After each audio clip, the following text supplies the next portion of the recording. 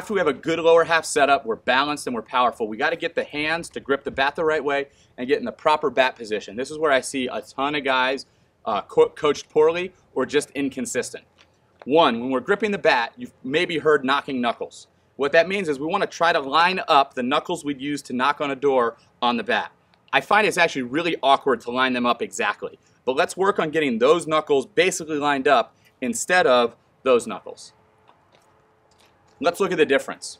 When you line up these knuckles, you've probably seen this. You get both elbows up, the bat ends up pointed straight in the air, we're gripping it in our palm instead of our fingertips.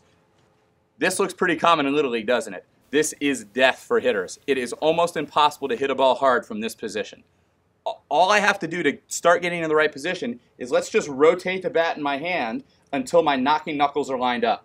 What you noticed happen is, one, the bat is now out more into my fingertips instead of into my palm, and two, as I do this, what starts to happen to my elbows? They start to drop into this more relaxed position. I'm not sure when get your back elbow up started, but I don't see a lot of guys hit with a lot of success like this. This is awkward. I'm gripping the bat incorrectly. The bat's pointed straight up in the air. I don't look comfortable. I'm tight in my shoulder. This is a really tough position to hit from. By lining up the knocking knuckles, the shoulders relax. The elbow, it's not pointed in your side, more at an angle, but it's certainly not up like this. And the most important thing is the bat angle. When the bat starts pointed up in the air like this, usually as a result of the back elbow, but even if I grip it properly, there is no way I can start my swing and hit the ball without having to loop. And one of the biggest swing flaws I see is guys creating that long, loopy uppercut swing. You want to get rid of this long, loopy uppercut swing, which causes a lot of swings and misses and weak pop-ups. Let's work on the bat angle is probably the easiest way to fix that. So when we're now in our total setup position, starting from the feet, toes, knees, bent, weight on the balls of our feet, knocking knuckles, and now the hands are going to go in what I call my magic box. You're going to draw an imaginary box from your ear to your neck to your shoulder, and then back up here. This is where the hands go. You'll see a lot of Little Leaguers with their hands out here, up top, down here.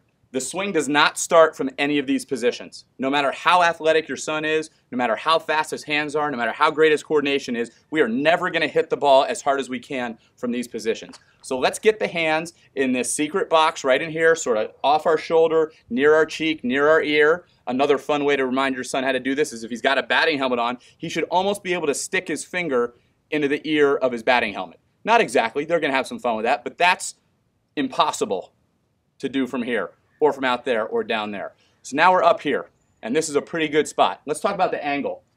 Flat bat is trouble. This is even more trouble.